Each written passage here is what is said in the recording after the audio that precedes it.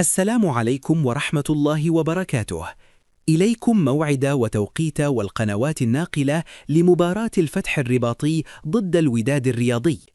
قبل البدء في التفاصيل، عزيزي المشاهد، لا تكن ضيفاً بل كن من العائلة، واشترك في القناة ليصلك كل جديد من مواعيد المباريات وأهم الأخبار الرياضية.